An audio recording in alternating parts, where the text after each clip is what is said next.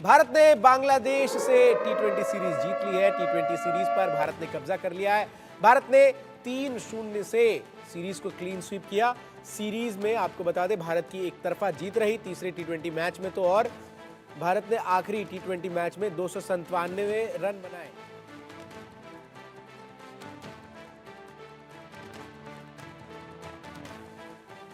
आखिरी टी20 में बांग्लादेश को 133 रनों से भारत ने हराया। शानदार बल्लेबाजी भारतीय बल्लेबाजों ने की और टी20 का अब तक का दूसरा सर्वाधिक स्कोर जो है वो भारतीय टीम ने बना दिया, 297 रन। भारतीय टीम ने बांग्लादेश को 133 रनों से हराकर 3 मैचों की टी20 सीरीज को 3-0 से जीत लिया है। टेस्ट सीरीज के बाद भारत ने मेहमान टीम को टी20 सीरीज में भी सुपड़ा उसका साफ कर दिया। बांग्लादेश की टीम इस भारत दौरे पर एक भी मैच जीत नहीं सकी। टीम की तरफ से तीसरे मैच में हैदराबाद में खेले गए इस मैच के दौरान संजू सैमसन ने धाकड़ बल्लेबाजी की और संजू सैमसन ने 40 गेंदों पर ही 100 रन बना डाले। इसके अलावा हार्दिक पांड्या, सूर्य कुमार यादव, रिंकू सिंह सहित टॉप और मिडिल ऑर्डर के बल्लेबाजों ने शानदार प्रदर्शन किया। भारत ने 22 छक्के और 25 चौके इस पूरे मैच में जो है वो लगाए और इसके साथ ही साथ भारत की तरफ से आतिशी बल्लेबाजी जो है वो देखने को मिली। और साथ ही साथ आपको ये भी बताओ कि जिस तरीके से भारतीय टीम बैटिंग करती हुई नजर आई, कई रिकॉर्ड्स भी भारतीय टीम ने ध्वस्त किए। 100 रन भारतीय टीम ने मात्र 7.1 ओवर में बना लिए थे, ये भी अपने आप में रिकॉर्ड है। इसके अलावा एक ही ओवर में लगातार चौकों और छक्के की बरसात का रिकॉर्ड भी जो है वो भारतीय टीम की तरफ से बनाया गया। तो लगातार टी20 सीरीज जिस तरीके से भारतीय टीम ने जीती है, ऐसे में आपको बताऊं कि भारतीय टीम जो कि टी20 चैंपियन है, हाल ही में वर्ल्ड कप टीम इंडिया ने टी20 का जीता और उसके बाद सूर्य कुमार यादव को कप्तानी जो है वो सौंपी गई। और विशेष तौर पर ये बात याद रखनी चाहिए हमें कि ये जो भारतीय टीम है इसमें 2 दिग्गज खिलाड़ी विराट कोहली और रोहित शर्मा नहीं है, साथ ही साथ रविंद्र जडेजा भी इस टीम का हिस्सा नहीं है। मनोज जोशी जी हमारे स्पोर्ट्स एडिटर इस खबर पर हमारे साथ जुड़ रहे हैं। मनोज जी, कल का जो मैच देखने को मिला, निश्चित तौर पर ऐसा लग रहा था कि किसी प्रैक्टिस टीम के साथ जो भारतीय टीम है वो यहां पर मैच खेलने आई है और मात्र 3 रन पीछे रह गई भारतीय टीम, वरना 300 का स्कोर होता और अगर कुछ गेंदें और मिल जाती खेलने को तो ये सर्वाधिक स्कोर हो जाता और वो नेपाल और मंगोलिया के बीच मैच का भी रिकॉर्ड जो है 317 रनों का वो भी तोड़ चुकी होती भारतीय टीम।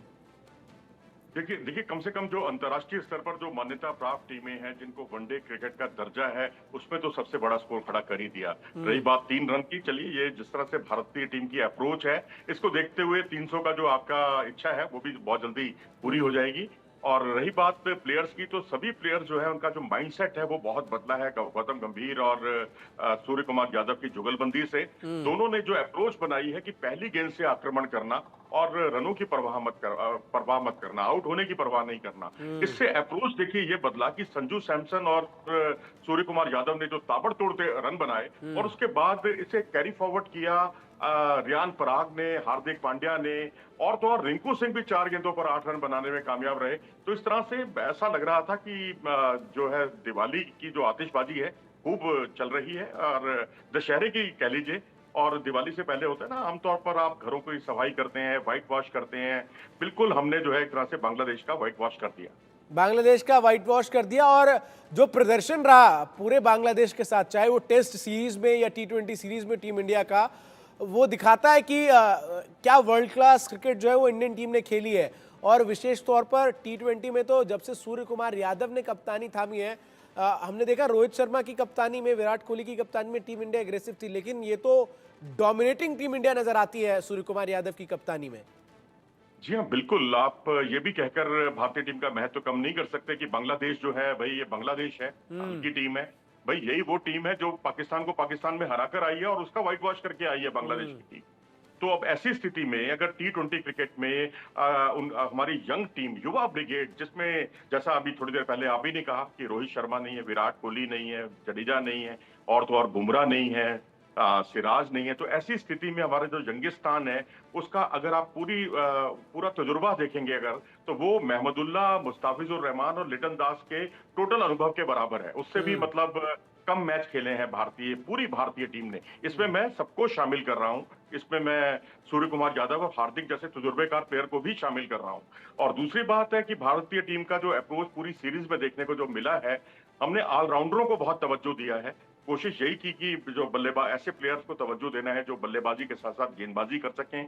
ये 2011 का जो वर्ल्ड कप है उसका एक मॉडल है मैं कहूंगा, क्योंकि गंभीर उसके सदस्य थे और उसमें जैसा कि आप जानते हैं सुरेश रैना, सचिन तेंदुलकर, वीरेंद्र सहवाग, यूसुफ पठान, युवराज सिंह, ये सब के सब बल्लेबाज होते हुए गेंदबाजी भी किया करते थे।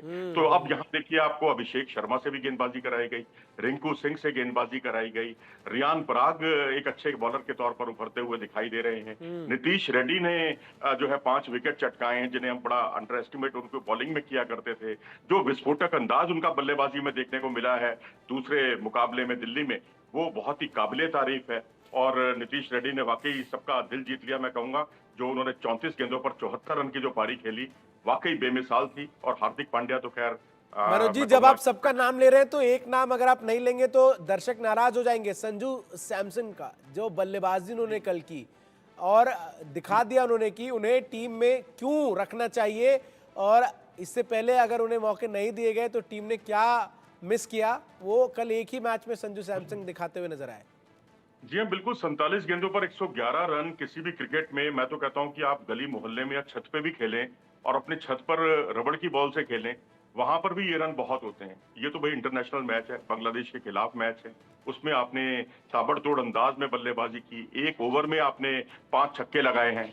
तो ये, और वो भी ऐसे बॉलर के सामने कि जिसको T20 वर्ल्ड कप में बांग्लादेश की तरफ से जिसने सबसे ज्यादा विकेट चटकाए थे। और तो और संजू सैमसन, अब तो ये भी एक नई बहस शुरू हो जाएगी आने वाले समय में कि संजू सैमसन या ऋषभ पंत, T20 क्रिकेट की बात कर रहा हूँ, टेस्ट और वनडे में तो बेमिसाल है। कोई मुकाबला ही नहीं है। मैं कहूंगा हमारे जो दूसरे जो विकेट कीपर बल्लेबाज हैं, लेकिन ऋषभ पंत का, लेकिन संजू सैमसन जो है उनका अगर आप स्ट्राइक रेट देखें 144.52 का, अगर आप ऋषभ पंत का देखें उनका से 127 के आसपास का, जबकि उनसे दुगने से ज्यादा मैच वो खेले हैं।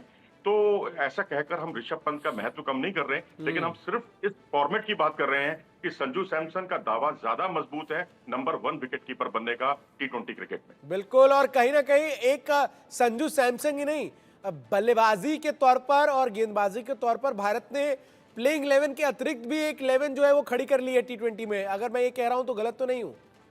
नहीं, बिल्कुल गलत नहीं कह रहे हैं जनाब, क्योंकि नीतीश रेड्डी को कौन जानता था, सिवाय उनको आईपीएल के अलावा कोई जानता भी नहीं था। डोमेस्टिक क्रिकेट में उतने ज्यादा वैसा परफॉर्मेंस उनका एक एवरेज औसत दर्जे का परफॉर्मेंस था, लेकिन आईपीएल में वो चमके। उनके अंदर संभावनाएं, छिपी हुई संभावनाएं दिखाई दी कि वो एक अच्छा क्रिकेट खेल सकते हैं, व्हाइट बॉल क्रिकेट में चमक सकते हैं। मयंक यादव की रफ्तार, जिन्होंने रफ्तार के साथ कोई समझौता नहीं किया, जो आपने तीसरे T20 मुकाबले में तो उन्होंने 150 की रफ्तार को भी पार किया, 155 की रफ्तार को पार वो पहले ही कर चुके हैं T20 आईपीएल के अंदर। तो अब आपके पास जो है प्लेयर्स जो हैं, अब तेज गेंदबाजों की भी बहार है और उसमें प्रयोग भी भारत ने बहुत किए, सूर्य कुमार यादव और गौतम गंभीर ने। आपने मयंक यादव से ओपनिंग कराई तीसरे मुकाबले में, हार्दिक पांड्या को अर्शदीप का जो है बाकी पहले मुकाबले में और तीसरे मुकाबले में, क्योंकि अर्शदीप पहले दो मुकाबले खेले थे, उसमें हार्दिक पांड्या को आपने तवज्जो दिया नंबर 2 बॉलर के तौर पर। तो आप उनको मेन स्ट्राइक बॉलर का, जब आप किसी भी बॉलर को अगर आप तवज्जो देते हैं मेन स्ट्राइक बॉलर के तौर पर, तो वो एक उसका मनोबल बढ़ता है और वो अपनी तरफ से सर्वश्रेष्ठ प्रदर्शन करने की सोचता है। और वही कुछ मयंक यादव की तरफ से भी देखने को मिला। रवि बिश्नोई को तीसरे मैच में मौका मिला। वो एक ऐसे खिलाड़ी जो 2023 के बाद सभी भारतीय, पूरी दुनिया के जितने भी स्पिनर्स हैं T20 फॉर्मेट में सबसे ज्यादा विकेट चटकाने वाले वो प्लेयर हैं। राशिद खान से भी ज्यादा विकेट उन्होंने चटकाए हैं अफगानिस्तान के। तो इससे आप अंदाजा लगा सकते हैं कि कितना टैलेंट है भारत में, कि अगर सचिन, क्षमा कीजिएगा, विराट कोहली, रोहित शर्मा, बुमराह, सिराज अगर नहीं खेलते, जडेजा नहीं खेलते, तो आपके पास एक सेकंड लाइन एक ऐसी तैयार है जो उनकी जगह लेने के लिए पूरी तरह से तैयार है। और इस सीरीज में अगर आप भारत का प्रदर्शन देखें टेस्ट मैच में भी और T20 में, तो ऐसे में अब आने वाली जो सीरीज है उसके लिए आपको टीम कितनी तैयार नजर आती है? देखिए, अभी तो न्यूजीलैंड के खिलाफ हमने सीरीज खेलनी है और अब चंद कुछ दिनों बाद न्यूजीलैंड से सीरीज शुरू होने वाली है, तो उसके लिए तो अब आपके पास बुमराह भी आ जाएंगे, विराट कोहली भी आ जाएंगे, रोहित शर्मा भी आ जाएंगे। बस यही है कि इन खिलाड़ियों का मनोबल नीचे नहीं होना चाहिए, क्योंकि इन खिलाड़ियों ने वाकई अपने अंदर छिपी हुई प्रतिभा को उजागर किया है। इसमें से कई खिलाड़ी उस टीम में मौजूद नहीं होंगे, क्योंकि ये व्हाइट बॉल क्रिकेट है, वो रेड बॉल क्रिकेट है, और रेड बॉल क्रिकेट में आप जानते हैं कि भारत जो है WTC की पॉइंट्स टेबल में दुनिया में नंबर 1 है।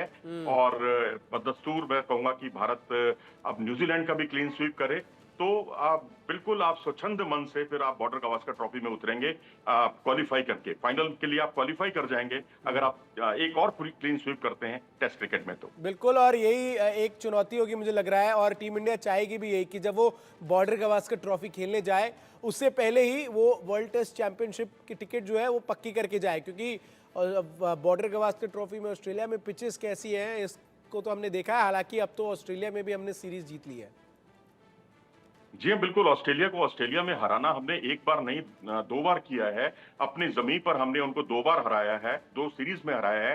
पिछली 4 सीरीज हम जीत चुके हैं। वो बात अलग है कि जब वो आईसीसी के किसी टूर्नामेंट में खेलती है ये टीम, तो ये बहुत खतरनाक होती है ऑस्ट्रेलिया। बस उसी से हमें पार पाना है, क्योंकि हम ओडीआई का वर्ल्ड कप देखें तो हम उनसे हारे। बच्चों का फाइनल हुआ जूनियर्स का, उसमें हम ऑस्ट्रेलिया से ही हारे। तो अब ये वक्त आ गया है कि ऑस्ट्रेलिया को अब आईसीसी टूर्नामेंट में हराने का, क्योंकि वो हसरत हमारी पूरी T20 वर्ल्ड कप में नहीं इसलिए नहीं हो पाई क्योंकि साउथ अफ्रीका हमारे सामने था। मजा तभी है जब ऑस्ट्रेलिया को जब हम आईसीसी टूर्नामेंट के किसी फाइनल में हराएंगे, और ये जज्बा सभी खिलाड़ियों में इस वक्त मौजूद है। मैं समझता हूँ इस वक्त कोई भी सामने आएगा भारत के, तो वो बिल्कुल उसका यही हाल होगा जो अभी बांग्लादेश का हुआ। बिल्कुल, और लगातार हमने देखा भी टीम इंडिया जो है वो T20 विश्व कप जीतने के बाद एक T20 में विशेष तौर पर मनोज जी मैं बात करूं तो पूरी टीम एक तरीके से रिवैम्प हुई नहीं हुई, और हार्दिक पांड्या का रोल बहुत क्रूशियल हो गया T20 सीरीज में और T20 मैचेस में। वो जिम्मेदारी निभाते हुए नजर आए जो कि जब विराट कोहली या फिर रोहित शर्मा थे तो वो निभाते थे टीम के लिए। जी हाँ, बिल्कुल। कभी 16 गेंदों पर 39 रन बनाकर नॉट आउट, कभी आप जो है 18 गेंदों पर 47 रन बनाते हैं। यानी 200 सवा 200 के स्ट्राइक रेट को बड़ा सामान्य सा बना दिया है इन्होंने। अपनी एक रूटीन आदत में शुमार हो गया है इनकी। 5 कैच इन्होंने लपके हैं और मुख्य स्ट्राइक बॉलर की भूमिका निभाई है, और आप ऑलराउंडर से इससे ज्यादा क्या उम्मीद कर सकते हैं। वाकई बेमिसाल है। कोई टीम के लिए खेलते हैं, उनको उनसे कप्तानी, जबकि उनके पास कप्तानी नहीं है, लेकिन इसके बावजूद सूर्य कुमार यादव को पूरा सहयोग करते हैं। सहयोग ये करते अपने और आप में स्वच्छंद रूप से खेलते हुए नजर आ रहे हैं मनोज जी, ये साफ तौर पर नजर आ रहा है उनकी बैटिंग में भी और बॉलिंग में भी। बहुत बहुत शुक्रिया मनोज जी आपका हमारे साथ जुड़ने के लिए। आपको बता दें कि भारत ने T20 सीरीज अपने नाम कर लिए, क्लीन स्वीप किया है बांग्लादेश के खिलाफ 3 मैचों की इस सीरीज में।